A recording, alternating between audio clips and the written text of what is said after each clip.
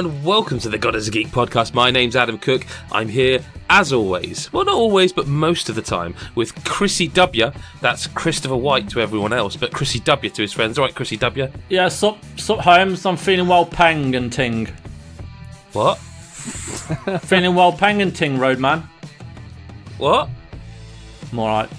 I'm Cool. good. Yeah. I mean, I think the hip cultural thing nowadays, I said this on Twitter a few months ago, that's how ahead of this shit I am, is yeet.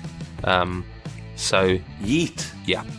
Yeet, says Adam Carroll, joining us there, from the side of the stage, coming out, hat sideways, yeet. Yeah. Yeah, I don't know what you're talking about. I have no idea. It's, so it's kind of like a Gary Bailey, sorry, before we get into this, Gary Bailey, how are you? I'm worried. Don't say I'm yeet, because that's not the correct usage I'm just of worried about where we're going. Well, mate, we're going into the murky world. None of us are young enough for this. No, but I have children that are young enough for it, and therefore vicariously I can live through them and still be hip and cool. And I'm going to guess when Chris said paying, that means good. Listen, it's you know what? Sometimes you do a podcast and you've just had a really nice homemade pizza, and that's what you're experiencing right now, gentlemen. Everyone good, everyone really into this kind of, massive. It's big game season, like I said last week. But we'll have to come up with another episode title because it's still big game season. It is. God damn, there's a lot of games knocking around right now. Oh yeah, my PS4 is hemorrhaging at the minute. Really? Yeah, there's a lot. I downloaded 6 review games on Friday between Thursday and Saturday. Is that all? Yeah, well, yeah.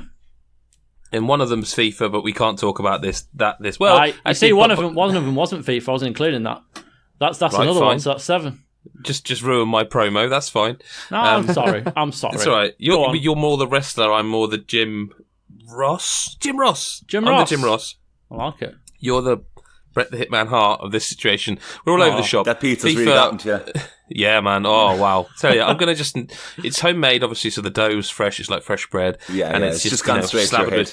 It's just like little bits of chorizo and some chicken. What was that? What was that? Excuse me, what was that? Chorizo. Chorizo? That's how you... Yep, that's how you pronounce it. Chorizo. Yep. And we've done this on another podcast, Adam, I think. Yeah. And then some barbecue over there. I think, in fact, I've done this on another podcast. So we'll move in to something we definitely haven't discussed on another podcast because it's brand new. Shadow of the Tomb Raider. We mentioned it a little bit last week. I actually have not played any more of it since, which is rather telling. However, Adam Carroll enters. We already entered stage right, so he's walked all the way across. He's dropped his trousers. He's turned around and he's come back on, to talk about Lara Croft. Jesus Christ. Just take it and go with it, mate. It's the best you're going to get tonight, I'm afraid. Okay, Shadow of Tomb Raider. I have been excited for this. I'm a fan of this genre of game. However, I have to ask the question, and I think we all ask this question as well. Why the fuck did this come out the same week as Spider-Man? Well, it was technically the week after officially. Well, yeah, but you know could pay what I mean? extra to get it early. It's just if you're going to buy one of those games, it's a bad thing to do, really, right? And if I'm honest, my time with this game hasn't been amazing.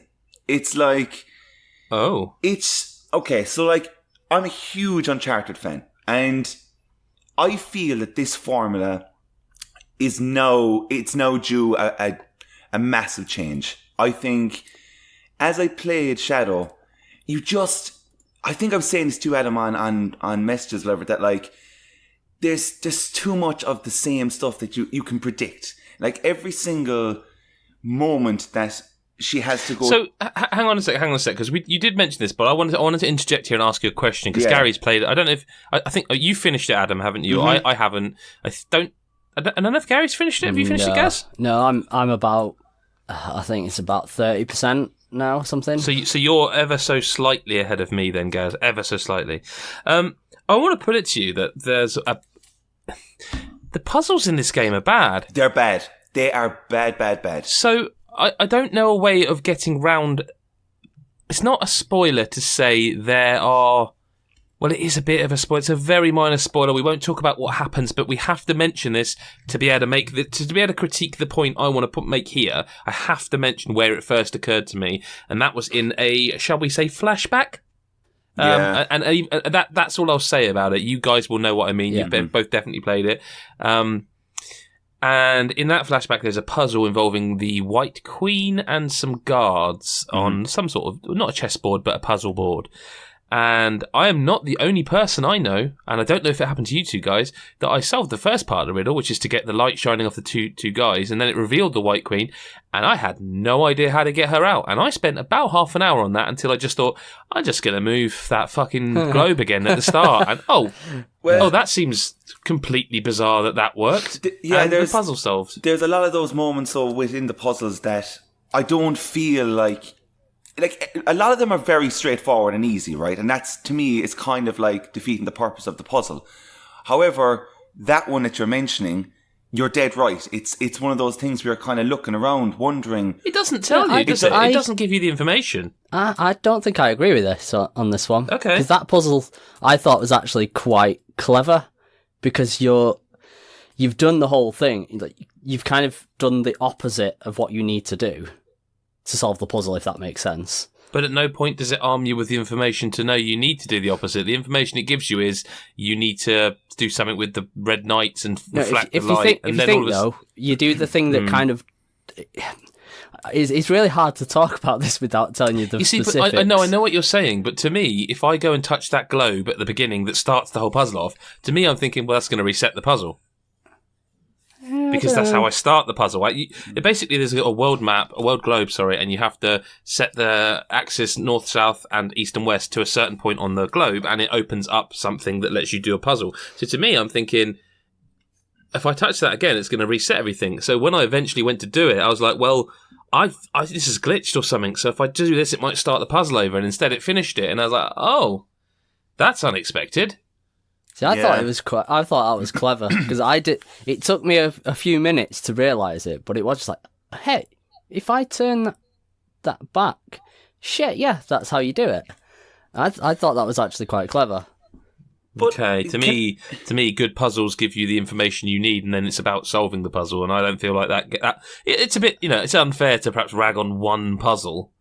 I think that whole section is bad. Like the whole flashback, that first flashback, I think the whole thing is bad. Part of it is an issue purely because of you've kind of seen that already in Rise. See, that's not my problem with it. My problem is that they slip that in there because at that point you're already starting to think Lara's a bit of a... She's a bit fucking mad. And so they slip that flashback sequence in, I think, in an attempt to humanise her, to make her seem like, but look. When in actual fact, I come away feeling, oh, wow, she's just a spoilt shit.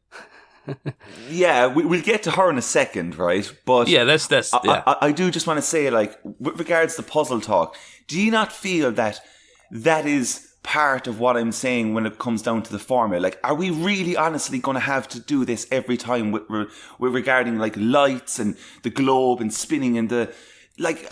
If it's done well, I enjoy it. Well, how well can you kind of do it in a sense? Like, this is kind of like the. Well, what was the add-on? You remember the Uncharted 4 DLC that wasn't DLC? That was the Lost Legacy. That's the one that had some stuff like that in it, and I thought that was done well and enjoyable. Yeah, but even for me, as I said, as an Uncharted fan, playing The Lost Legacy was kind of like, okay, I'm kind of finished with Uncharted. You know what I mean? It can wrap up now. It was. But if you take those puzzles out, you're left with a third-person shooter, generic third-person shooter that looks very good. Correct. But that's part of its thing that makes it different to say, Gears of War has cover mechanic and active reload. Tomb Raider and Uncharted have the puzzles and the narrative. If you take that out, what you're left with. I don't know.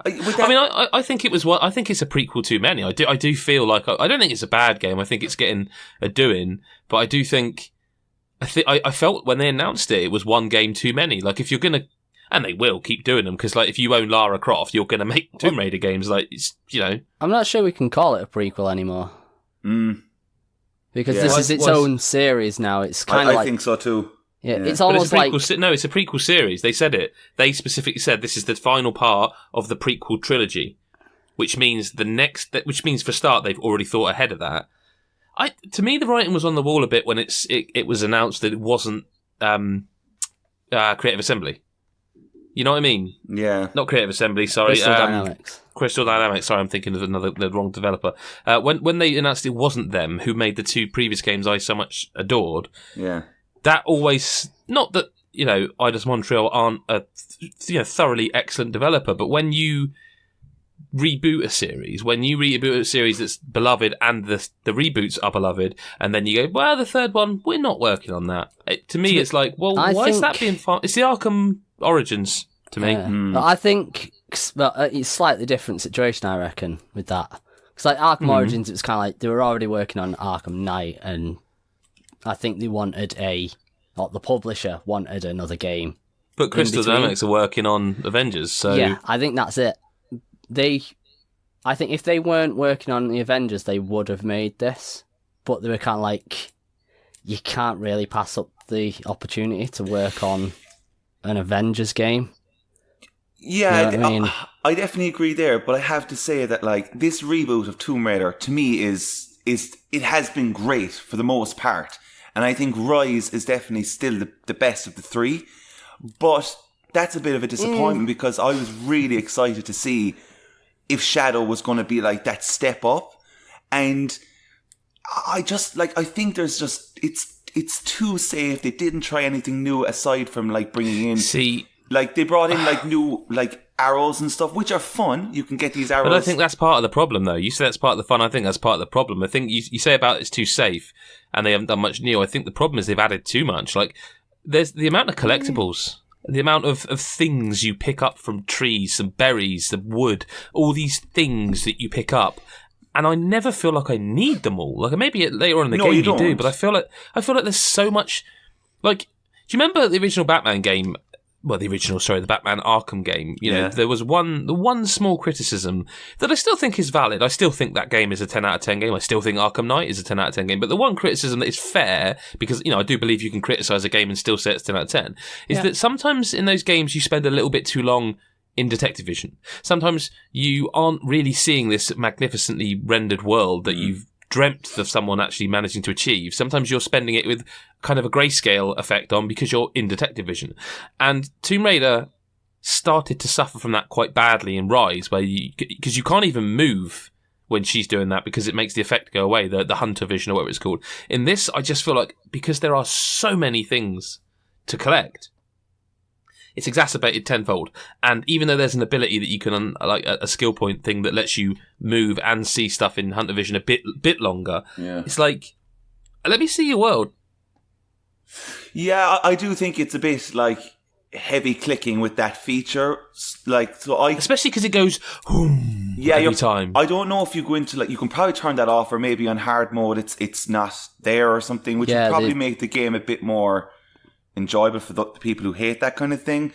I'm not too bothered with the feature because I'm just kind of used to it now from like Arkham, and even in Spider-Man it's there, but like I'm kind of it's okay, like it doesn't really bother me, but there is a lot going on. And when you say the picking up of the items and stuff, you're spot on with saying that, because in terms of like inventory management, just doesn't really, who fucking really manages their inventory in Tomb Raider? You just don't. Like, you open up skills, you want all the skills, so you just start going through whichever one, because they're kind of all... Can we also mention that skill tree's bad? The design of it. Oh man, it's awful. It's very awkward. It's really awkward, and it's like when you first open it, you're definitely kind of going, what? And there's too much. Yeah. I just think like those elements are kind of like a weak moment, but the game is still enjoyable. Like, I'm not saying that like it's around a 6-7 out of 10 for me, and I still think it's worth everyone's time. Like, the navigating through the world, there's some amazing set pieces once again. Like it looks great, but controlling her is probably the worst it's been, in my opinion. Okay. I think that like there's moments when she jumps across to a cliff or something, and it does that thing where, I'm not going to get it. I don't look like I'm getting it. All of a sudden, she's magnetized towards the wall. It's like this this floaty mechanic that pulls you. And then sometimes it just decides, no, fuck you, you're going to die. And you have this horrendously gruesome over the top death that we have. Yeah, one thing that bothers me about that is like, if you're on a bit that you're a little bit stuck on or something like that, every time you die, you've got to watch that little scene again. Yeah. There's actually you've got to wait for the reload. There's a tomb early on that I mean, it's not a spoiler. I don't even know if you'll have seen it. But to get to the sort of treasure at the end of the tomb, you do like a little slide jump thing. So you slide down and you dodge stuff and then you jump off it. Yeah. And I got across there and I got the treasure and turned around and I was like, how do I get out? And I died about 8 times until I realised, oh, hang on. I have to swing and then jump this way and then use my thingies on the wall to start climbing up. But I just couldn't see it. I just couldn't. And I feel like there's...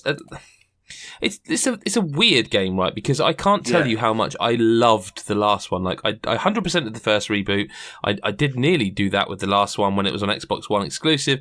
So I was very excited to play this, and part of me really wants to see it out because it's the final part of that prequel trilogy. But the other part of me is like sort of going, I'll get to it when I get to it, and I think that's quite damning. Yeah, it is. And if I'm honest, considering like the two of you haven't... Like, Chris, are you playing this at the moment by any chance? Nope. No, okay. Well, Chrissy W doesn't play Tomb Raiders. Well, unless it's Tomb Raiders with a Z on the end. I personally have to say that the final kind of boss fight in this game is utterly atrocious. Like... Is Uncharted 2 or 1 levels? Which one was it, the Blue Man? 2 was the terrible one. Yeah. Let's just say, do you know, for this type of game, it's one of those boss fights that you don't really have full control over. You're just, do you know, you're just kind of like, you're running everywhere. And with boss fights for this kind of game, don't you just think there's only 2 ways of doing it? 1, just give me the most amazing cutscene, or 2, make it a power fantasy like the end of Gears of War 5. 4? I just want to say boss fights need to be fixed right now after we've seen that fight in God of War. Like, I just think with the Stranger, that kind of, to me, is where like boss fights are now in terms of this kind of budget game. But like, it also brings me, like, that boss fight brings me to this mechanic that I just simply can't accept anymore. And that is, in this Tomb Raider, I don't know if it's just me, but it feels like as soon as Lara gets like one shot, it is like grey screen. It is like instantly you are just screwed and you need to like get to cover and put some health on. And the mechanic of running away and shooting from behind, just like, but you're not seeing in front of you. Do you know that kind of thing? And then you get caught in a wall or a kind of a what am I looking for? Like a fence or something like that. It just makes the tightness and the player feel like they don't actually have any control and you're not really becoming amazing at the game. And that's a really annoying feature, I feel, that needs to kind of just end. I don't think any person likes having to run away from a load of enemies and shooting from the hip and just hoping for the best and jumping awkwardly everywhere. Do you know what part I'm on about? Don't think so. Do you know when you're like in the middle of a gunfight and there's enemies running at you and you decide to run away, but the view is on Laura's face right now. Yeah, I know. And you're kind of shooting from behind because you know that you're out in the open and you need to find cover.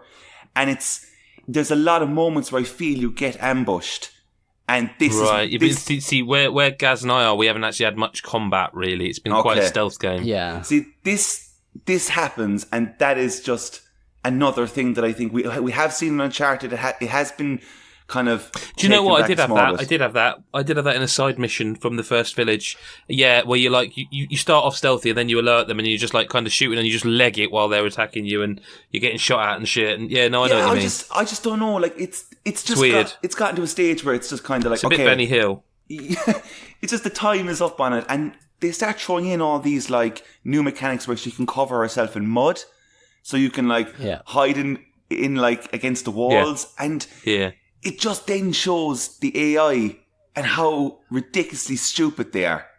Yeah, because there's moments where they're facing you, and you'll be sitting behind this like fence, and you might do that weird scurry kind of thing to the next side, and they just don't see you. They just simply do not see you scurry a couple of feet away. It's just unfortunate that it's gone this way, because I just thought that they were going to really like deliver something special. No, I know the build up and stuff was a bit bizarre, but I don't know, guys. It's disappointing, because I'm really into this kind of game, and I think now it's just really gone stale very quickly. So I don't know, like, see if you'll finish it out, but I don't think there's anything really anyone needs to finish the game for. You know, I'll definitely finish it. I've started playing it again. Like, I'd stopped because I was playing Spider-Man. Yeah. Which we'll come to in a minute. No, let's just go in Spider-Man. Yep, go on with it. Come on. Well, I was actually going to make a point about Tomb Raider. No, it's fine. Talk about Spider-Man, guys. It's fine. Just do 1 hour on Spider-Man. No, I'll quickly just make a complaint that I had on Tomb Raider, and that was... Is that allowed? Are you allowed to complain about games anymore, guys? Or we are, but, you know, just you've got to do it well. Yeah. No, it was like, it kind of goes back to what we were saying about the skill tree was crap, but also why were we relearning skills that she already learnt? Yeah, that's a good point. It's that plus the whole thing of she's lost her equipment again. And it's like okay, but Gaz, surely you've lost your keys once or twice in your life. Yeah, but and you've just thought, well, I need to go on a plane and crash it, and then I want to find my keys. There's the front door key, but unfortunately the back door key is broken off and splintered to another part of the forest. And as for the shed, well, we'll get that in 10 hours into the story. But I mean, it's an odd thing to do. It's just like she is basically the Tomb Raider now. So why is she still learning shit that she already knows? I'd be surprised if we see another one of these for a while. Yeah, I know they talk about it being the end of the prequels. Like, how do you address this series again now? Unless you do a God of War style, completely change it up. I would love to see an older Lara. You know, like when she. Well, isn't she the bad guy then? To be in the originals? I don't know. I would say we maybe actually didn't even speak about her, to be honest. Yeah, I mean, I would guess at sort of late 20s to mid 30s, kind of that range. Oh, what, in these games? But no, in the originals. Oh, okay. I was going to say in these games, she's got to be early 20s. Surely. You know, if you kind of, I suppose, go in the God of War route, you know, because Kratos is a fair bit older. I mean, granted, maybe that's what they'll do. Maybe they'll give her a son. I'd prefer to see it like as her, just older. You know. Yeah. So you want to see her go around the cliffs with like incontinence pants on and a Zimmer frame? I'm not talking like pensioner. No, but it would certainly be a different game. But I want to hear Adam's thoughts on Spider-Man now. Oh, I'm terrified. I gave you them. Oh, what's that? Nothing. He wanted Adam's thoughts. I thought I gave them already. Oh, right. I'm just trying to delay it. Just come on, out with it. Best game of the year. I think Spidey is a very, very, very good game. I think it's. So you agree with me then? That it's a very good game. I actually said those words last word. Adam Cook, you're trying to get murdered. That's what you're trying to do, okay? I said it was a very good game last week. Yeah, but look, you're trying to get murdered here, right? I listened to that pod and you went for it. I didn't actually. I could That's feel, the funny thing. I really feel didn't. Gary's heart just shattering each second the podcast went on because you were speaking. It's just desperate. How dare I say a good game? How dare I say a very good game has flaws? You're right. I'm scum. I'm going to be subhuman scum, as Alan Partridge would say. I'm going to say that I think I'm about. I'd say I've around maybe an hour or two left in the game. Where I'm at in the story, I won't spoil, but basically a crew has come into place, and now I can safely say that I'm really invested in the story, because I feel that like up to that point, it's been good enough, but nothing groundbreaking for me. Nothing that like I think like other superhero stories haven't told before, you know? So like, it's now kind of getting somewhere where I'm interested to see what's happening. Now, obviously, the traversal, everything, everyone has said it, it's all amazing. I don't think any person on the planet who's playing this game is going to say that getting around is rubbish. It's the one. It feels amazing. It's super fast. It's super fluid. I feel the more you play it, the control you get in it is unbelievable. And would you say that it was Superman? Oh, Jesus Christ. What? Yeah, okay. We'll go with it. Thanks. Cheers. I'm just going to point out like some of my favourite parts really of like what I love. And I think being Spider-Man at night time is amazing. I think it is like running across the rooftops and stuff and like seeing the kind of steam all while being accompanied with that score. The score in this game is so perfect. For what it is. Like, I love when the music kicks in as you start swinging around. It's just so you start cool. swinging, it just goes dun, dun, dun, dun, dun, and you're like, yeah, I'm Spider-Man. You're just like, here we go. And it just feels like such a superhero moment, and it just never gets old every time. I think everything with the collectibles are fun. I think they're a lot of fun, but they're, as you said, Adam, way too safe. It's just now careful. You heard what happened. I know, but like I know saying that it's way too safe. It's not a bad thing. Like personally, a bad thing. Apparently it is. Apparently it is, Adam. A bad thing is like Riddler trophies. That's like a collectible that's just not fun. That's just like really annoying and hard. Spidey then is just like a little bit too easy. But I enjoy the Spider-Man ones way more than I would like collecting Riddler trophies. I think a lot of them can be done very fast. Like I had the towers done within an hour.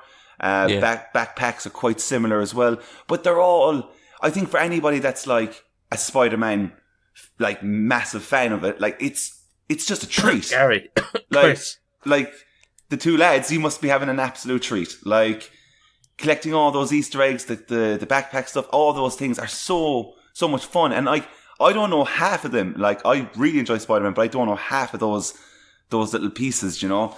I think the JJ podcast is sensational. I think it's incredibly funny. It's enjoyable every time he comes on. What else? I think the detail is insane, especially looking into buildings. Like the fact that they went ahead and put like couches and chairs and stuff in buildings is really impressive when you're climbing up. There's actually a really funny video doing the rounds of the windows. Has anyone seen that? No. So what they've done, like so say you're crawling slowly as a spider, as it were, on the wall. You can see in a building. If you go to a window that's kind of on the edge, so like the last window, if you then go round go round the corner, so you're looking from the other angle. Yeah. It's exactly the same. So that it's just the way they've masked it, the technical aspect that they've basically made it so whichever you're looking at, you get that view. But if you slowly walk from one to the other, it can, like, say someone walks into the room, it can also look like they've walked out of the room, like it's some weird technical stuff. It just made me laugh. It's just amazing. Yeah.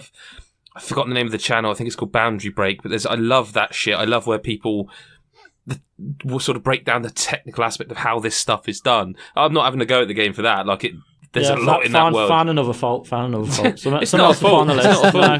It's not a fault. It's actually very technically impressive. I think the thing is, because you're going so quick in that game, like how many times have you ever crawled slowly up a building? You might run up the top, then stop and stealthily crawl around, but you're looking for something then. Whereas this video, I don't know what made them do it, but they're literally looking at it through the window and they crawl around the side. Yeah, and it must be certain buildings it does it, because there is actually a mission where you have to take photos when you're doing that, and the room is rendered fully in 3D. Yeah, but it's like basically a flat. It's like a 2D thing, but with depth. But it's not fully 3D, if you know what I mean. So when you turn the corner, it's the same as it was the other corner. It's just, I love the technical aspect of how shit gets made, you know? What I will ask is there more stuff to do on the ground? Because I'm just saying that, like, I've gone down there, I've, like, done my waving and pointed my fingers and stuff, and that's all cool. But, like, within 60 seconds, I'm just like, I want to go back up flying. I just want to swing around the place. The only time you go back to the ground is for a fight. There's nothing else to do. Or if you're do one of the crime missions that involves attaching yourself to a car and those taking out things the are so enemies. impressive. Like they should be boring, not boring, but they should be. After you've done a few, you should be like, yeah, well, I've seen that trick now. But like, even when you've done 10 of them, there's something about them. It's so impressive that you can be in an open world up that high, flitting around, to then literally swoop through. And I fucking love that feeling of when you let go of the web when you're on a swing, knowing your sort of motion is going to take you near enough that you can hit triangle and sling yourself to the car, knock shit out of them. And then I think that is so technically impressive. That is incredible. Can I just, lads, is Adam complimenting the game? Is Adam actually saying something good about Spider-Man? Fuck. 29 minutes, 40 seconds. I'll create on loop. put it out there. As I said last week, it's a very good game. I would have given it an 8 or an 8.5. It's a really, really good game. I just want to say as well, though, that, like, do you know the world when you're looking, like, if you're on top of a building and looking down, I think that is crazy realistic looking. I think it's, when you're looking down at the cabs and seeing people just walking along, it's so clear. Well, there's that other thing someone's done where they've, I think, Gary, did you tweet this? Or retweet it, where they've done the sort of DVD cover art of Homecoming. Oh, yeah. Oh, yeah, that's amazing. That's so impressive. It's so cool. It's a cool game. And I genuinely, like, the thing is, when I say this, I don't mean it in a bad way, because I really feel like this is like the Assassin's Creed to Assassin's Creed 2. But the thing is, I'm not one of these that's like, oh, Assassin's Creed, well, it was shit. I loved that game at the time. And I thought Assassin's Creed 2 was amazing. And I really do feel like when they do, and they'll definitely make more of these. When they do, that could be like just... And that is definitely where I think, like, this is going to go. I do think that when a sequel comes around, that it's going to be absolutely sensational, because just those slight little things of there isn't much to do on the ground. Like, what really is there to do as such? I don't know, but like... But do you want to do stuff on the ground? Because I don't really want to. No, not when you... The whole thing is about traversing in the air, swinging around. It's like Superman. Would you want to do stuff down on the floor? Like... Well, but that's what I mean. If you want to do that, make another Hulk game. Make a Hulk game again. Make a good Hulk game. That to me... Yeah. Or even another... What was that Wolverine game that was actually really good? Well, not really good, but pretty good. What was that? Was it Origins? Yeah, it was the Origins game. It was really gruesome, like very violent. Yeah. And you could literally uppercut people into helicopter blades, if I remember correctly. It was on 360. That's a great game. Apart. It was an 18, wasn't it? Yeah, make a Hulk game. If we're gonna get into this, if we're gonna now say, like, this is the golden age, you're getting, Batman games, you're getting Spider-Man games, you're getting other characters like in Injustice and stuff. Like, if we're in the age where now, okay, these games are gonna be good, I say let's make another Hulk game, because those games, like, chucking people off the top of a building it's never boring. That's another thing, actually, in Spider-Man that's really cool. You can't kill people. Yeah. You might think you're knocking them off a building. You're like, oh shit, they're dead. I've seen, again, videos on Twitter where in the distance there's like a web attaches to them and swings them to the building and hooks them onto it. Like, I saw it myself. Like, at one point, that's cool. Yeah, I'd kicked him off the side of the building, and as he was falling, a web came out from him and sort of dragged him to the side of the building. Don't you think that every developer must hate Marvel? Because if you're any developer normally, you're like, just fucking fuck them. But because I bet you there's a stipulation that this is a Marvel property, Spider-Man, unfortunately the villains cannot die. It's just one of those things, isn't it? You can't kill people. So like the A-Team. Don't you think every developer must be like, oh, you pricks, you have just made us basically have to invent a whole way of them not dying, even though no one's even going to look. There's 3 more things I just want to quickly mention. I think the combat is the best. I think the combat is amazing. It is. I don't think it ever gets old seeing Spider-Man slide under the guy's legs. I think it's so impressive how smooth and fluid, and how, like, there's some things in the combat I'll be fighting and I'm like, how did I just do that? I was like, that was like super cool. And I'd love them to bring in more moments of, do you know the way you can, like, press L1 and R1 to, like, grab a billboard and pull it down on top of enemies? Yeah. Like, I'd love more of those, because they just feel like what Spider-Man would do. Do you know what I mean? It's just like, when you watch the show, he just does that kind of stuff, and it's so cool. I want them to bring in a proper trick. Sorry, mate. Yeah, no, there is quite a bit of that later on. There's like when sweet.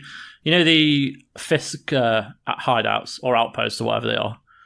You know, yeah. There's a couple more that open up featuring different organisations, and there's some of those like L1 and R1 on like fucking insane things. So yeah, they do add quite a bit of that kind of stuff later on. So yeah, and my two biggest gripes, and I'm just gonna have to put them out there. They 100% in the next game need to get rid of loading screens. 100%. I simply think it kills the immersion. It kills, like, it just, there's nothing, like, considering God of War and all these things are doing it, like, it's so unfortunate that every time he opens it, you see the world and then screen. Yep. And then it's like loading, and it's just really, I don't know, it just kills it, especially when you finish a mission as well and it just automatically puts Spider-Man on top of a building. You're just like, I would have rather have done that myself. Like, and you could. That's the thing. This isn't a game where the shit you see you can't do. You can do most of it. Yeah, and it's just it's a kind of an unfortunate part. And then probably the biggest of all for me is it really annoys me when people were giving a lot of shit to Arkham Knight over like the Batmobile and stuff. I am sorry, but the lab and all the stealth missions can go fuck right off. So hang on fuck it. So you're saying, basically, after all this, that your gripes are exactly the same as mine? Adam, I'm my own person. You've got the same name and the same letter. So, like, even on the docket, I can't put Adam C, because that's also you. Are you, like, just shit at stealth? Yeah. Hang on, right? Says Mr. I can't finish Celeste. If you're going to stand there, Gary, and start talking about people's difficulties and games and skills, I don't think this is a fight you can win. Hang on a second. We're using the wrong word here. Difficult is not the word to use in these stealth missions. These stealth missions are a pile of piss, right? They're so unbelievably easy. Like, that's the thing. It's just, there's too many of them. Like, it's just not fun. It's fun maybe as Spider-Man, but like, I won't go spoilers, but obviously we all know, but like whoever's played it so far, those other areas of stealth, rubbish. I don't want to do that. That's not fun. Why am I doing this? There's one particular one with, I'm not going to say who, but yeah, it's one of the best missions in the game, as far as I'm concerned. I think if I'm right, are you with another person as such? Yes. I think we could be on about the same one, because if we are on about the same one, that is the only one that I went, okay, this is kind of cool. But other than that, every other one is not. It's not enjoyable. Can we all agree on one thing right here, right now, that would make... listen, Chris gave it a 9.5, I think, a 9.5? Yep. Gary, I'm guessing, would be there or thereabouts. It sounds like Adam and I are on a similar sort of 8.5. Can we all agree that every one of us, whatever our respective personal review score would be for this game, that it would get at least another half a point if they put a full trick system in there for that would be... Oh, a full trick system? Like a trick system as in like in the air? Yeah, so basically, you unlock the skill. Yep, absolutely it. So, you unlock in the air, you can hold down circle and triangle to do like 4 tricks, basically. Yeah. Oh, I wish they'd gone further with that. I wish they'd gone further with that. And didn't put like a full, like you say, Tony Hawk's in there. That would be... Oh, God. And it wouldn't even be weird, because he does kind of do that stuff. Mm-hmm. Like, yeah, I mean, one thing I do find really cool is when, you're running along the side of a building and you hit, like, the fire escape. Oh, yeah. And you swing through it. I think just things like that is just really cool. They're amazing. I said this the other day, sort of going off on a tangent a little bit. I said this the other day, is that I think this is the best Peter Parker and Spider-Man I've ever seen. Like, he's better than any of the film ones. I agree. What does Chris think of what you're saying here? I'm intrigued. No, Tom Holland.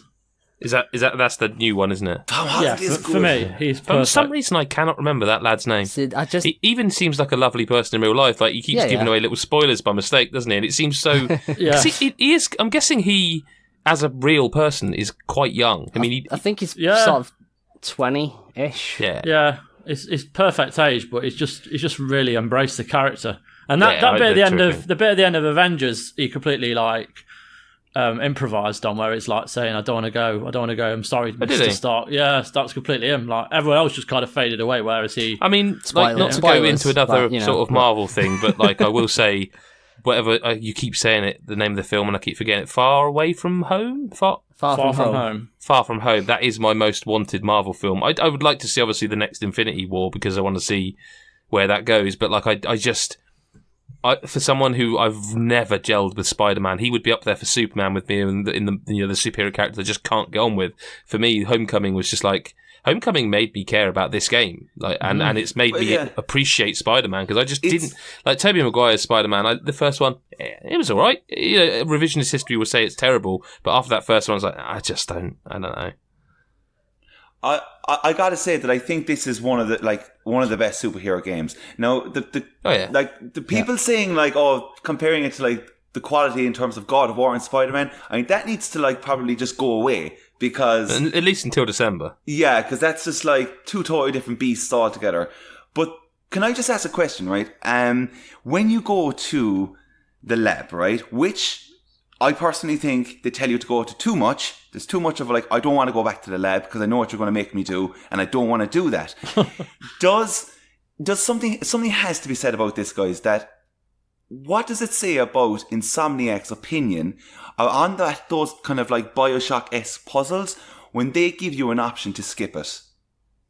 Like, are they because there's so many goddamn like those kind of little pipey puzzles that when they're saying, look, you can skip it if you want, like, why? Why you kind of like that. Just because it's an action game, and there'll be people like yourself that just want to get back to playing Spider-Man. So don't put them in there. No, I think it's nice to have the option. I don't think you need. There's enough stuff in that game that if you took them out, there's not going to be no one going. You think about I'm really Peter disappointed. Parker's There's not genius, more things, basically.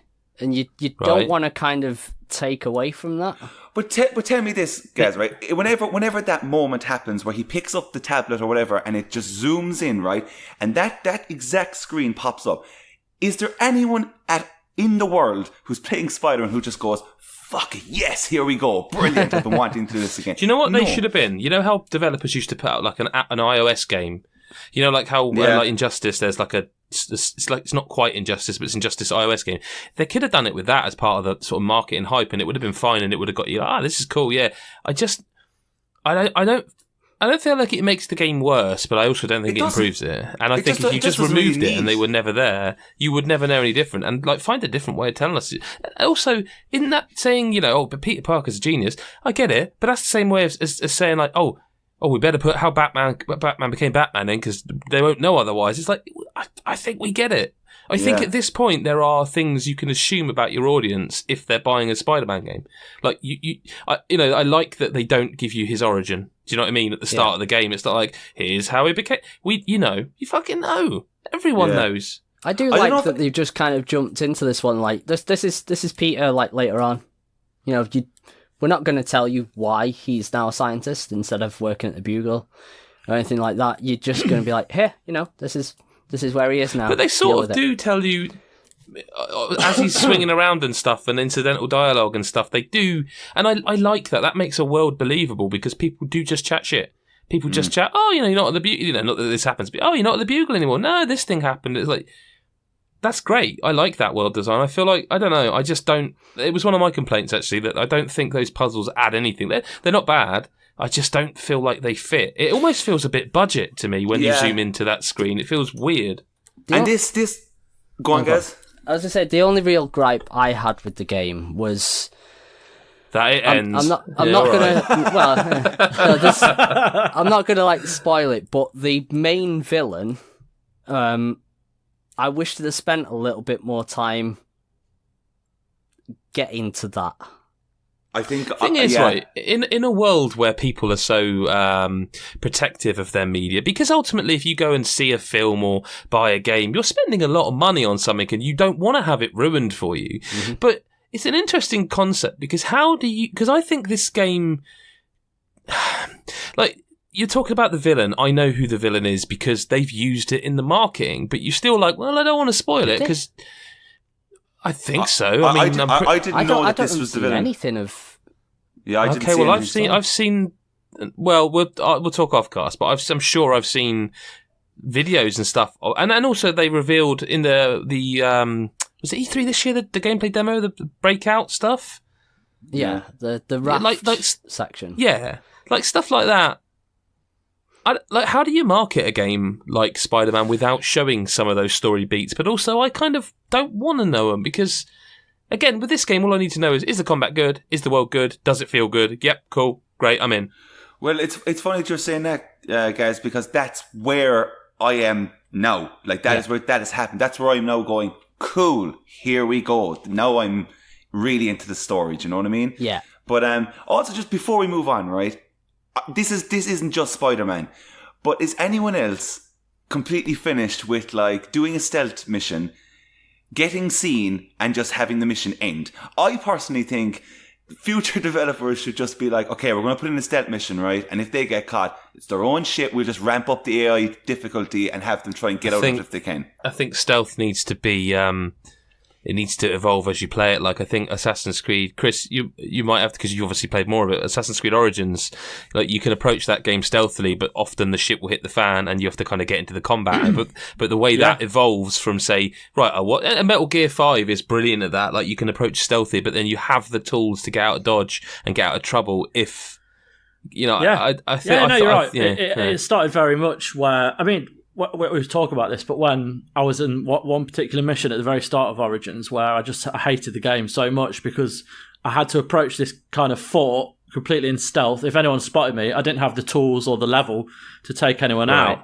But then you go through the game, you learn more, you get better at it, you get used to this whole new system that you can go in stealthily, but you know exactly how to get out of it if it goes to shit. So... yeah, it had a perfect kind of way to deal with stealth by the time you got used to it. And if you just were willing to give it a bit of a chance, Assassin's Creed's kind of become very good at stealth. So that's what I'm hoping for Odyssey. But yeah, certainly feels like this. I mean, the stealth in Spider-Man, it's very basic a lot of the time as well. And like when you do some of the challenge missions for the tokens, they've got stealth in them, and it's very straightforward. There's not a lot to it, and it's very easy to kind of deal with. There's a lot given to you to take them out.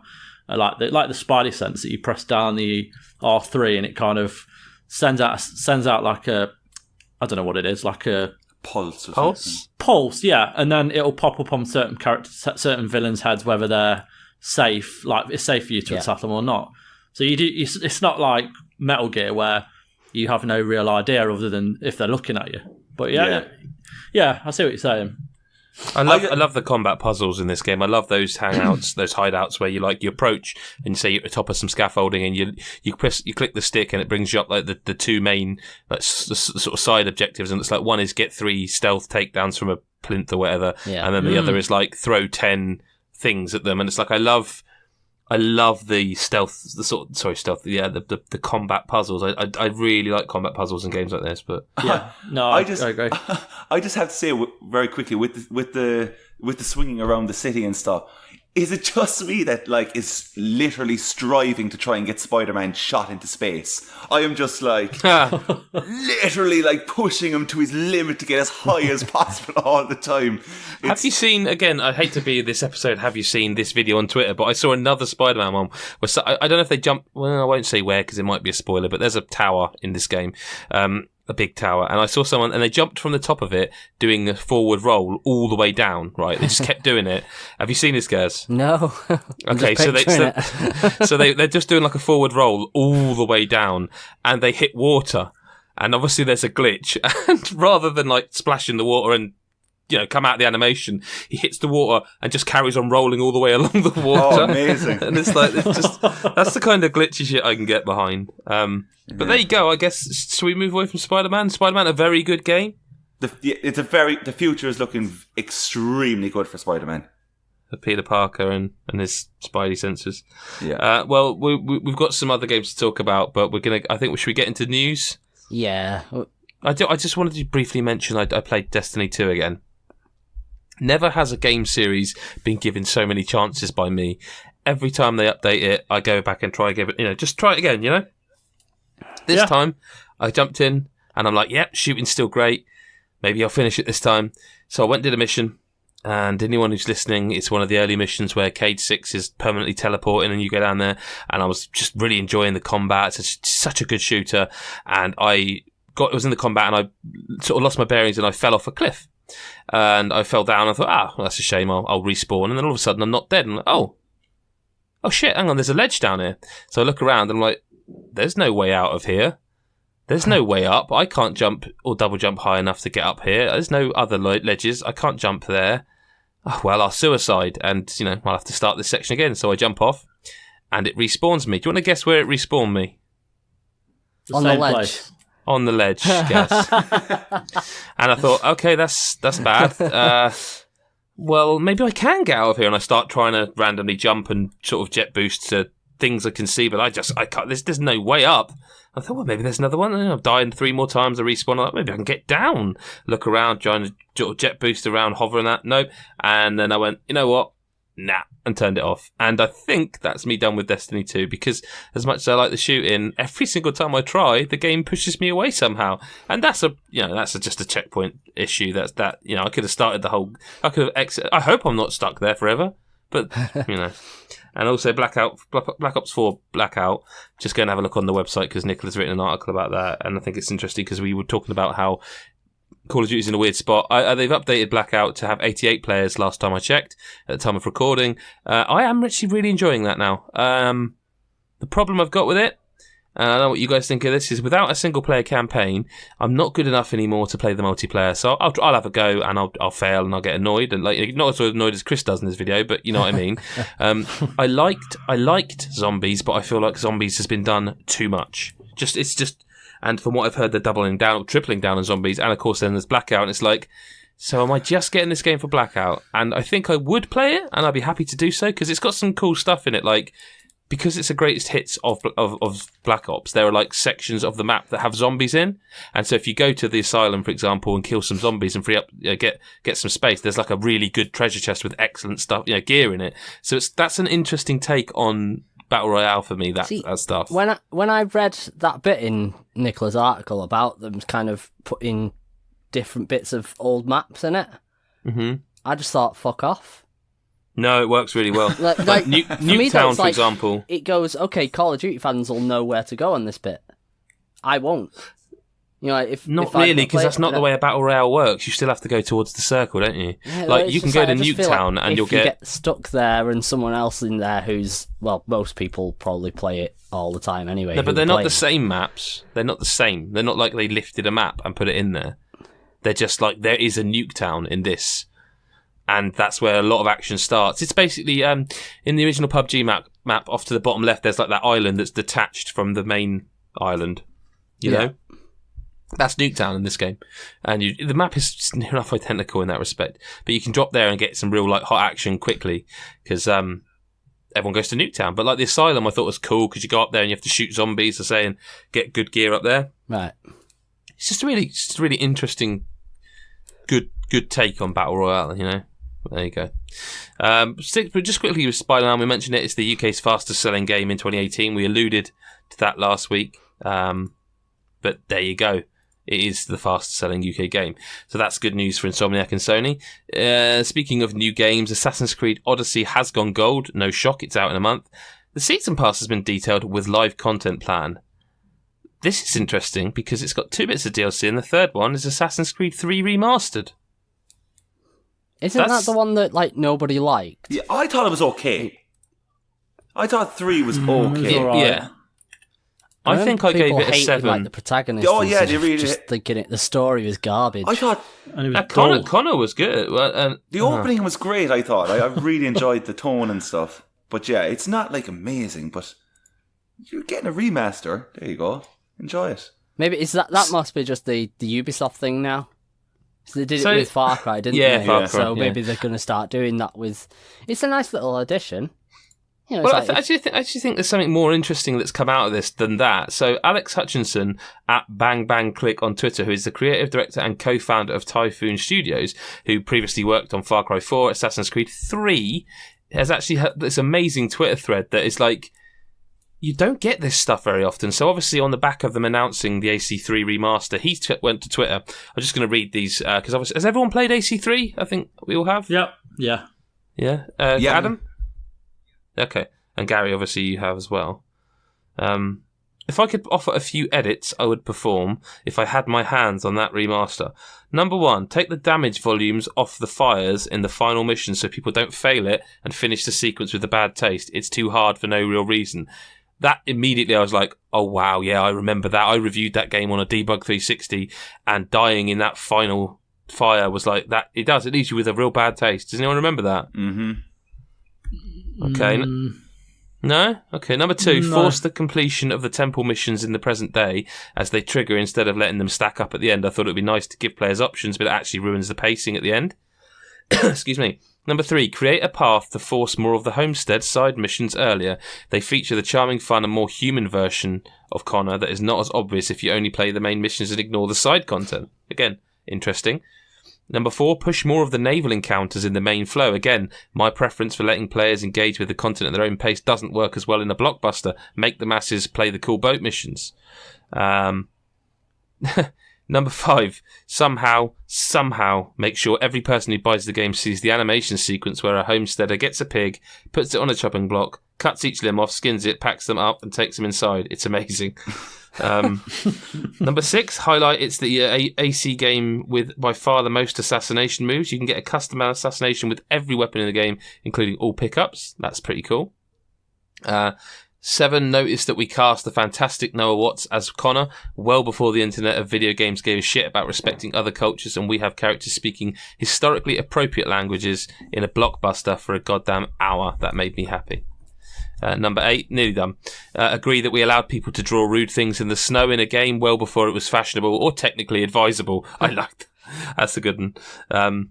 Penises in the snow before it was even a good idea. Number 9, finally admit that today, years after it released, it was okay to change the colour of Connor's sash from the crimson red of Ezio and Altair to a nice royal blue, and it really wasn't worth having 7 2-hour meetings about.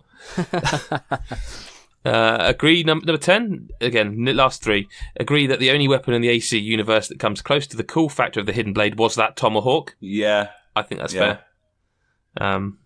Yep. And number 11, I'm adding this one to the agree with game anim. We should have broken up Hatham's intro chunks and interspersed them throughout the game to get to Connor faster. The shock reveal of another playable character was great, but the start was too slow. Spot on, because you get into Hatham and then you're like, oh, I'm not Hatham. That is, totally a great edit to make.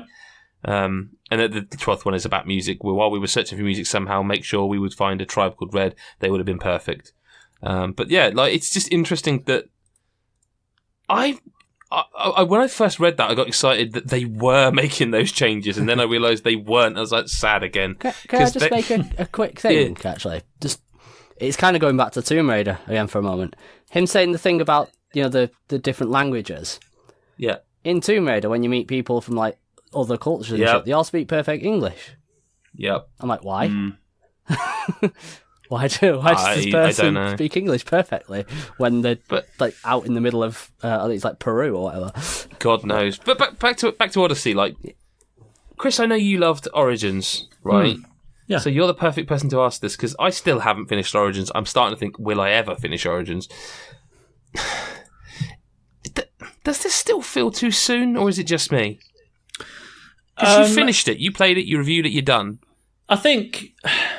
I think if I wasn't reviewing, it's most definitely. And I think even though I did, it still feels too soon because part of that 2-year gap gave us Origins and gave us completely new mechanics when fighting. A lot of the leveling up elements were completely different to anything we'd seen before. I'm just worried it's just the same game with a different skin on it. I'm looking forward to playing it. I want to be as impressed as I was from the change between Syndicate and Origin. So I don't know. I mean, I'm looking forward to it, but I'm a bit concerned, and I think it is a bit too soon in the grand scheme of things. Like, I saw a trailer for it today during the football. There's a live action trailer. Has anyone seen it? No. Okay, so you know the Train Spotting thing, Choose Life, that one? Yeah. They reappropriate it for this and have him talking through, like, choose your first home, and it's him, like, sat in the open in rain, putting his hood up. You know, choose your friends, and he's killing people and stuff like that. But the problem is, I mean, it's a weird ad, but I feel like it's a bit tone deaf, because I feel like every single person who's talked about this game ever is saying the female protagonist is the one. Yeah. And this advert is the male protagonist. And it's like, are you not been paying attention, lads? Like, no one's going to be playing as him. Like, he just seems uninteresting. Yeah. But I don't know. We'll see. You know, I suspect sooner rather than later we'll have the game and we can talk about it at some point. That's the way it works. Before we get into the big news this week, Dying Light Bad Blood launches on Steam Early Access. Has anyone had the chance to play it at all? No, not yet. That's a shame. No. Okay. Yeah, well, there's not much more we can say about that. I would be interested in their take in a Battle Royale. So, Nintendo. Let's just jump through some of the quick stuff, shall we? Diablo 3 Eternal Collection is November the 2nd. And it's going to be 13.3 gigabytes. Hands up? Well, actually, that's not going to work on a podcast. Who's going to buy this? I don't care. I'm putting my hands and legs up. I'm doing it right now. Bloody hell. There we go. Okay. No, I might do it like down the line when it's really cheap or something, but I've already played it. I don't need to play it again. Gary. I understand why people will, though. It has. Chris? I've got it on PS4. I'd happily just stick with that. I don't need it on the Switch, but I'm not one of those people that takes the Switch everywhere, so I could see it being a big deal for like Adam, who loves the game and can now travel with Diablo. Plus, I don't have it on console. I only have it on PC. So I actually... Okay, that's fair enough. There you go, so that's why I'm kind of excited. Perfect. So this is, again, not to say this is a nothing story, but it's a visual thing. So just quickly, Nintendo announced a new Nintendo Switch, Pikachu and Eevee edition. We all own Switches, so I don't imagine we're going to go and buy another one, are we? If you didn't own a Switch, which one would you go for? Not this one. But if you come on, just pick one. That's what I just said. Not this one. Oh, you mean like which of the two? What? Yeah, which of the two? Sorry, I thought you meant would I get like a... Oh God, no. But which Pokemon would you choose? So you're asking, would we pick Pikachu or Eevee? Yeah. I'm not comfortable choosing without my lawyer present. Fine. Well, no, the console has got both of them on it, hasn't it? Or are you talking about the game? Oh, does it have both of them? Yeah, I thought it was... The dock's got Pikachu on the right and Eevee on the left. And like the Joy-Cons are like yellow and sort of brownish yellow. Oh, yes, I meant the game. Yes, I thought you did, Chris. I haven't seen them. I'll catch it in post. I haven't seen those Switches, but are they in colour? That one is. Okay, right. Not the Smash one. Yeah, the Smash one's black and white for some That's super weird. fucking stupid reason. I don't get it at all. Yeah. Do you get Final Fantasy, Gaz? Some of it. Okay. Well, another part of this Nintendo Direct is that basically there's a lot of Final Fantasy coming. A lot of it. Should I just read them? Yeah, go for it. Final Fantasy XII, The Zodiac Age, Final Fantasy VII, Final Fantasy Crystal Chronicles Remastered, Final Fantasy 15 Pocket Edition HD, which Nick Gillam is reviewing currently for us, Final Fantasy 9, Final Fantasy 10 and 10-2 HD Remaster, World of Final Fantasy Maxima, and Chocobo's Mystery Dungeon. I can't even read what that says. Everybody? Yep. I sort of don't have much opinion on this. Like, it's cool. I'm glad Square Enix are supporting it. Yeah, it was a lot of here's all these games that you've probably already played. They've nearly become like Skyrim at this stage. Like they're just kind of appearing on everything. That's a bit harsh, Adam. What's harsh about that? That's a bit harsh. Skyrim's been on everything now, has it been on iOS?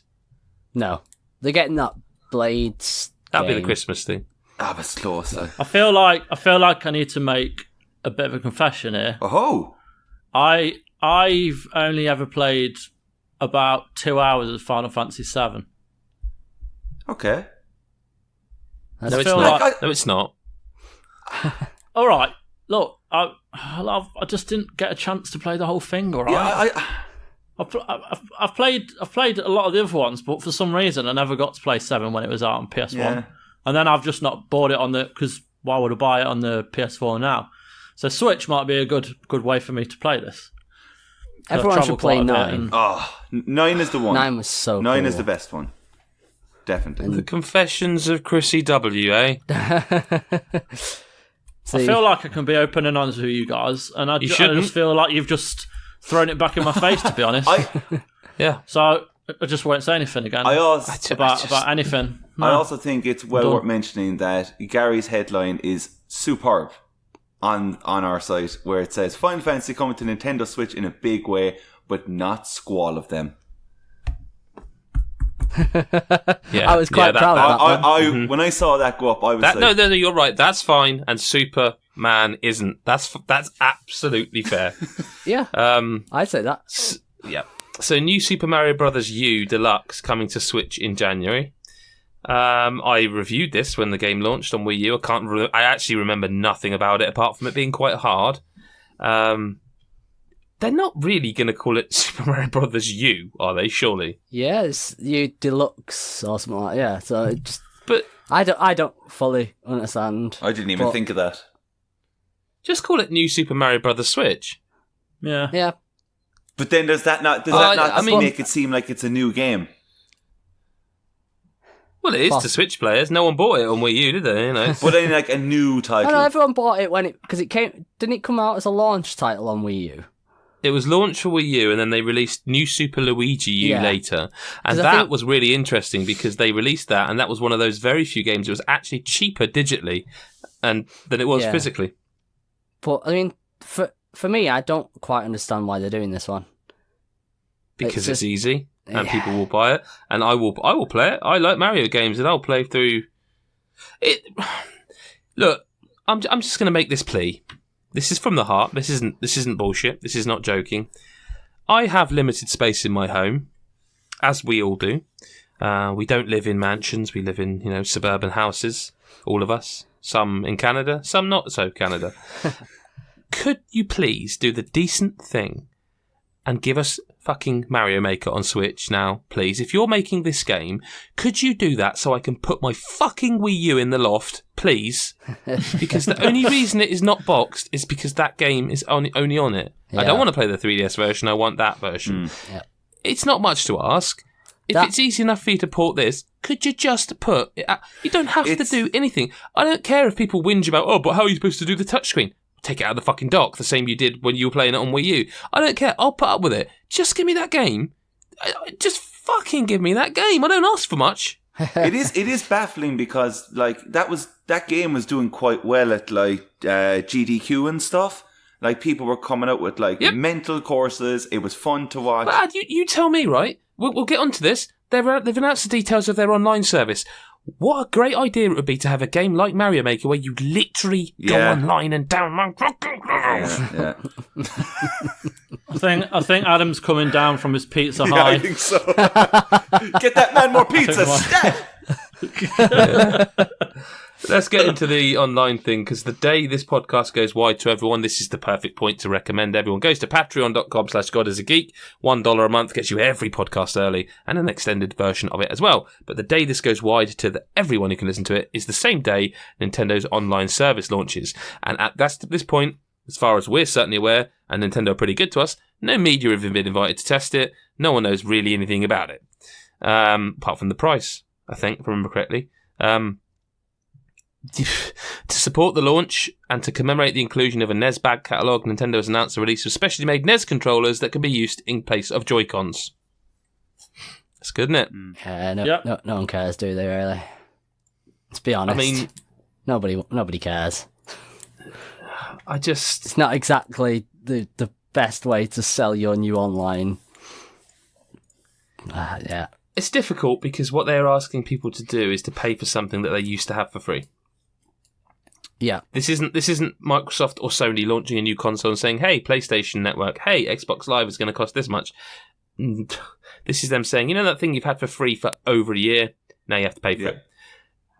Yeah, the thing that's never really blown anyone away either. Yeah. And it's like, Nintendo you have online. to pay for it now. Like, are any of you, and it's a safe place here, everyone can be honest, are any of you playing in any online Nintendo games currently? No.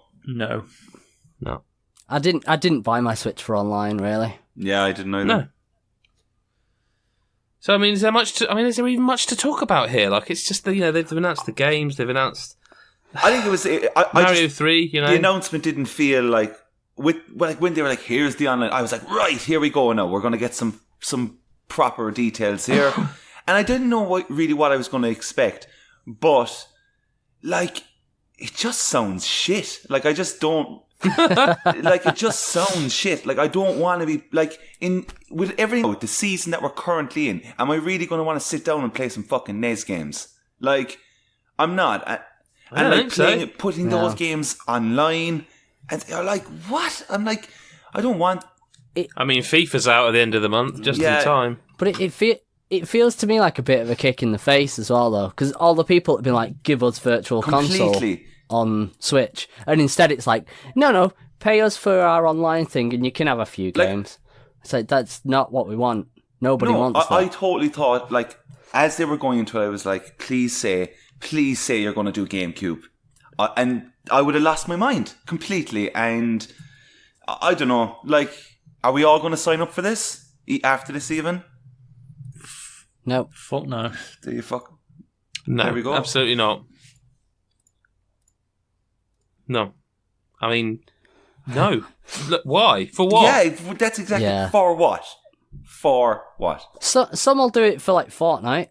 But you did. No, Fortnite's free. Fortnite, you don't need to pay for it. So you won't have. I know you don't have to with like the PlayStation. No, it's the same. You can play online. You can play Fortnite online on Switch without subscribing to the Nintendo Online. Fair enough. It will be the same for Warface, because if it's a free to play game, they don't require you to play. Yeah, but is that the thing? I think it was Mikhail that retweeted something, or he tweeted something earlier today, and it was just like a picture of Splatoon, but it was just like you left the or you were basically kicked from the server because there weren't enough players. Yeah. And it's like the thing above it was just and you'll be paying for this soon. That kind of sums it up. What I thought was really, really funny about this part was when they were showing you how you're going to communicate with each other through the app and stuff, and then they bring in your fucking friend from behind, who's just going to be like, and your friend can join the fun but not play, he can just speak, and we won't charge him for that. Do you know what I mean? We won't charge that person. It was so stupid, that part. Well, let's end on the news on two good bits from this then. That Luigi's Mansion 3 is coming to Switch next year. That's a bit of a surprise one, that. Yeah, because I don't think they've ever sold amazingly well, but like they're always really good. Like Luigi's Mansion 2 is really good. I honestly thought that's what it was. I thought it was going to be just like a port of 2, because it just looked like that with like some kind of HD graphics. So I'm interested, because I think 2 was a bit like... I think the Luigi's Mansion series is kind of underrated in a way. It's a lot of fun. So do I. Yeah. They're really fun. Yeah. And they're quite difficult in places. And of course, the last thing is that Animal Crossing is coming to Switch next year. Yeah. And that's literally... Oh, and Isabel's going to be in... I thought that was funny. You should have seen the chat between me and Chris Hyde when we were doing the news for it. It's like both of us, when they did the little...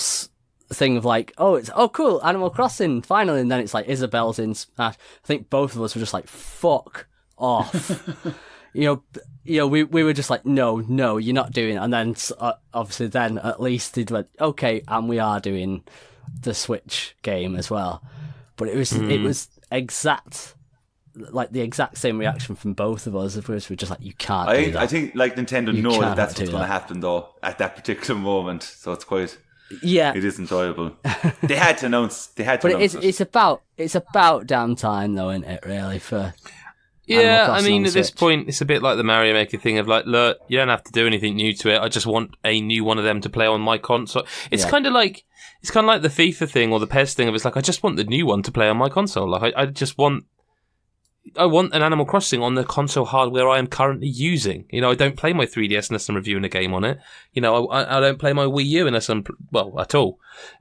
Just give me the games I like on the hardware I love, or I'm using at least. But there we go. Animal Crossing is coming. I'm not going to roll over and shit my arse bars about it yet because I don't know what it is other than it's. I heard that before. It was a beauty. Okay, that's on the way. Yeah, sorry, mate. Yeah, it's gone the way back out. Yeah, Chris, we'll start listener correspondence with one that you can go first on because I know you know your TV and stuff. Darren, this is one from last week. We rolled over. It's a good question, but we're short on time. He wants to know, with The Witcher 3 coming to Netflix, via the books, not the actual game, as well as Halo at some point, what other games do you think have a deep enough lore to sustain multi-season TV like Amazon or Netflix series? Bloodborne. Ha. What was that? I'll take it. A fucking laugh. I mean, it was like a disdainful laugh. Well, fuck yourself. Yeah. I think, personally, that it could completely explore the lore. You could do a whole series on it. It could be good, that. I just think it could be a really good show. And even if it's only ever a definite only 3 series, so they never went over and made it stupid, and they managed to build something over 3 series that they knew when it would start, what would happen in the middle, and when it would end. It could be great. The problem with that, and I'd say the same for any of the From games, is that, let's face it, the dialogue's dire in those games. And I don't know, it's never really been a series that's based on an outright story. It's all just background shit that you learn as you play. I'm not sure it'd translate. What about Nier Automata? Yeah, I wasn't asking you guys, sorry. Oh, yeah. Chris and Adam. A real life 2B. Oh, hey. That'd be awesome. What about Fallout? Wouldn't that essentially be like Walking Dead now? But good. Yeah, I'm with you guys. No, I agree. I don't know. I think they'd be good with the super mutants and stuff. But I think Animal Crossing would work. Just every week going to a different town, getting different fruit. That's it. It's a kids' show, isn't it? Yeah. What, and you just have Tom Nook coming after him at the end of every episode for his payment, beating him up. Send Persona, I would say Persona. I think they did make an anime of Persona, didn't they? Yeah. I'm gonna throw out one here. BioShock. What you say? Oh, BioShock. Prequel. A BioShock 1 prequel. HBO BioShock. There is a book, actually, we read years ago on the site as a book club thing that was a good prequel to that game. I am going to throw out there 30-minute episodes of Yakuza. I think that mate. Live action or live cartoon? Action, but it has to be crazy over the top like the games. I'm talking live action, but when people get hit, there's money flying out and shit. Make it like the way the game is. It's a lot of work, but I could see that being very entertaining. Could you imagine if they make a whole episode on just karaoke? That would be so funny. Multiple episodes, I would hope. Yeah, I'd be up for that. Yeah. Zelda. I was going to say that, but then I said the lore is not really... I mean, I'm not going to lie, I'm just looking at my Amiibo at this point, and Metroid. Pikachu. Hang on, that's what's been done. Any others, or should we move on to the Silent Hill would have a potential, but anything with Silent Hill in at this point, I'd be happy. Except the last movie. Yeah. Oh God! I've never watched the movie. The first one is not that bad. The first movie was good. It was. I mean, it had some shit in it, but it was overall it was decent. The second one though. But the second one was just fucking dog shit. It is poo. And yeah, I'm not gonna spoil it for anyone stupid enough to watch it. That includes I was stupid enough to do it as well. Believe that it might have actually been good. But the end, what happens? I was just. I think I sat there just with the look on my face of what the fuck. Yeah. Just yeah. What a pile of shit that was. Right.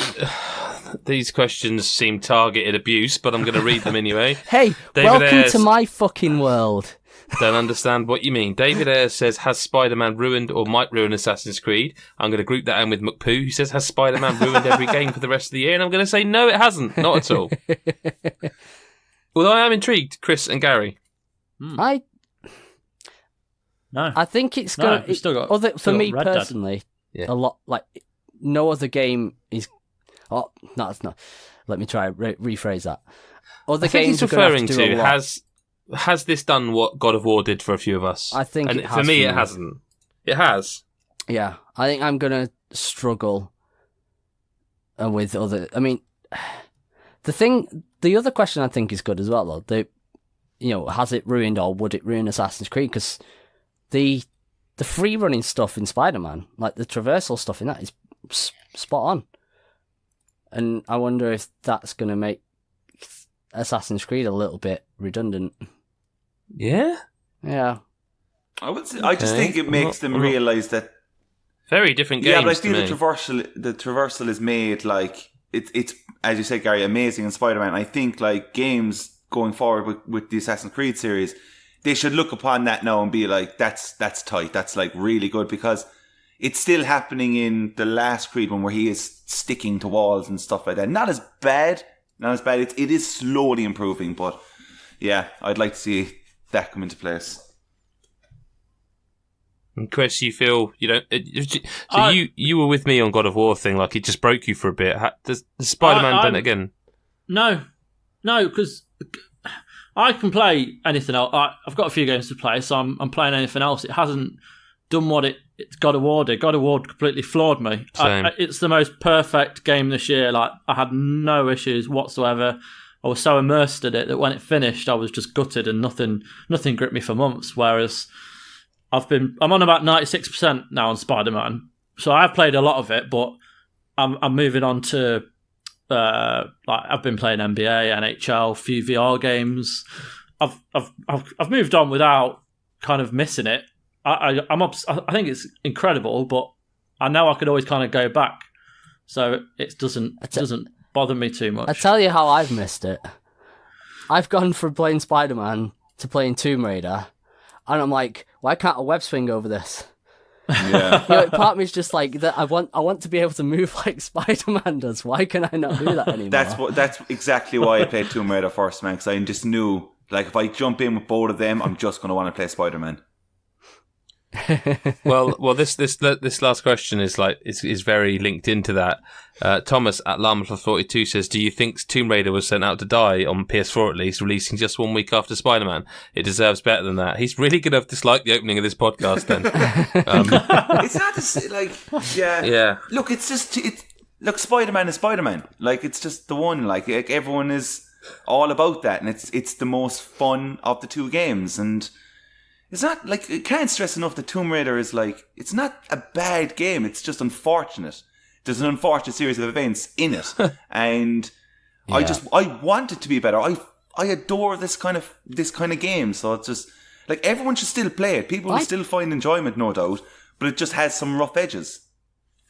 Yeah, I do like it. I want to, I want to keep going through it. I'll still do that, but you can see the cracks in this one more than the others. Not to go back over, we didn't mention that the tombs are amazing. Just to say that, I didn't say that when it was... Yes. Well, we did say last week. I mean, the thing is, for me, like, I'm in the position where I'm covering other stuff, and I have 2 games on the back burner that I want to play. One of them's Tomb Raider, the other one is Spider-Man, and Spider-Man is winning out by some margin. Yeah. Like, I don't think Shadow of the Tomb Raider is a bad game. I think it has some bad elements, but to me, Spider-Man is far superior, and I desperately want to play more of that than I do Shadow of the Tomb Raider. This weird, because this question looks like someone's edited out some of it, but I'm sure that's the whole question.